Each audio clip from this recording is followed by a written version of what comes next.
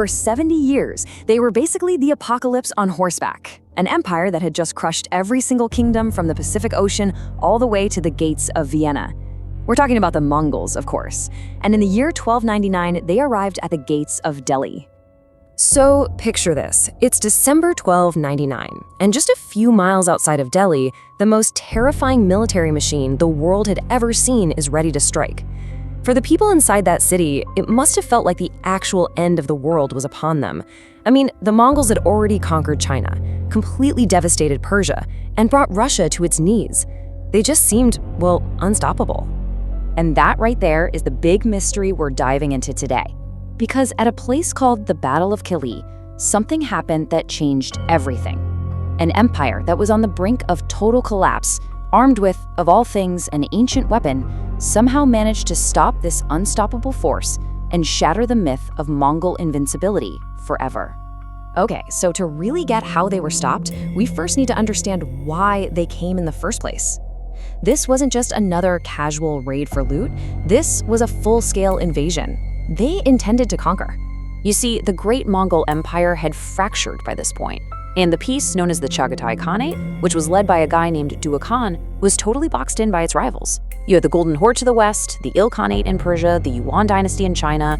There was only one direction left to expand, south, into the fabulously wealthy Delhi Sultanate. They tested the waters with a few smaller raids before, but this time was different. This time, they were playing for all the marbles. So who was the man tasked with defending India from this, existential threat? You might be expecting some kind of noble hero, a righteous king, right? Well, you would be very, very wrong.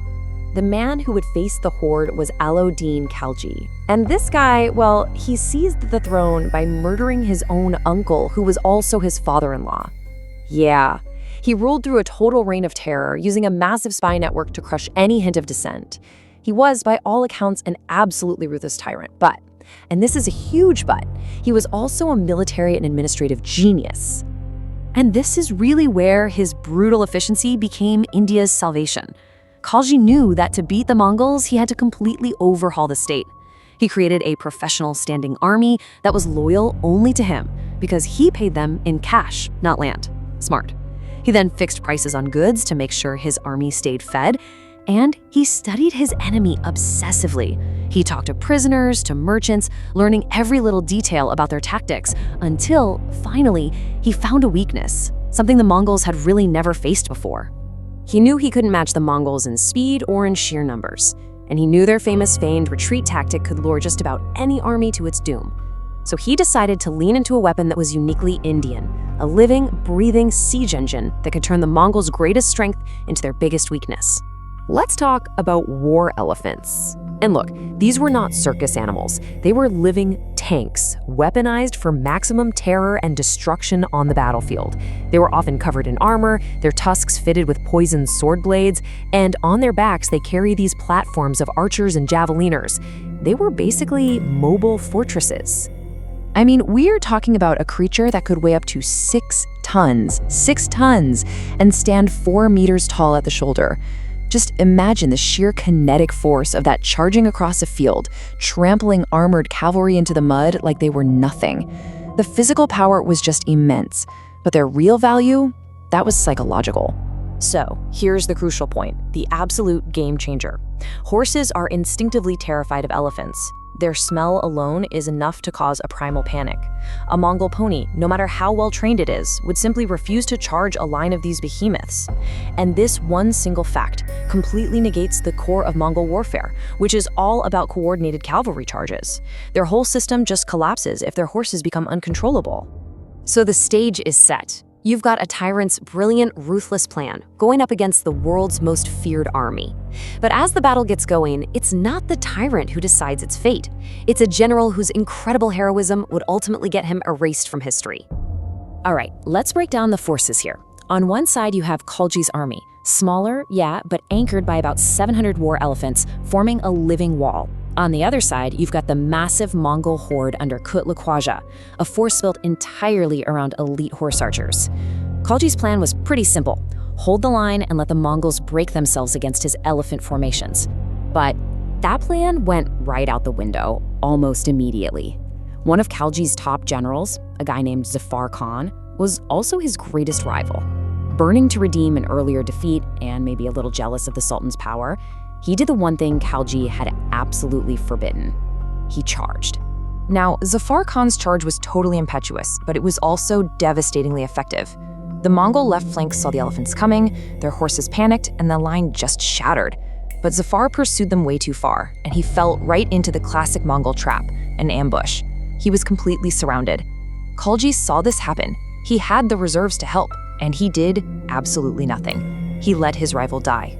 So Zafar Khan is captured, and he's brought before the Mongol commander. He's offered a deal. Betray Khalji, and we'll make you the new Sultan of Delhi.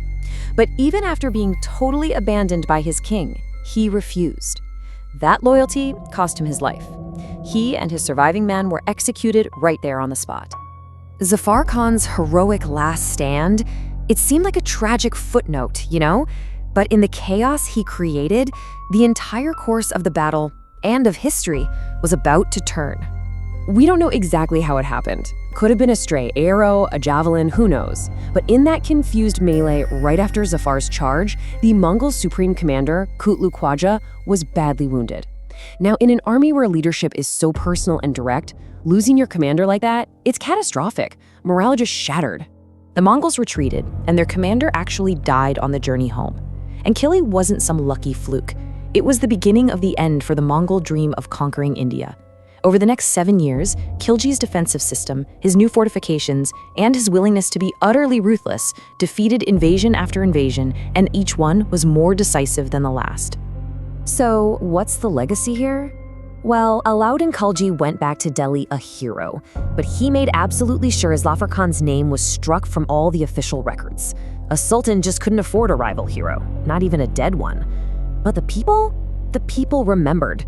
In folk songs and stories, the man whose disobedience arguably won the whole battle lived on. And that leaves us with this central, nagging question. Alauddin's decision to just sacrifice his best general was morally reprehensible, but it also preserved his main army and led directly to a victory that saved his entire civilization. So what was it? A cold, calculated act of strategic genius? Or was it an unforgivable betrayal? History rarely gives us simple heroes, and the victory at Kili is a perfect, really complicated example of that.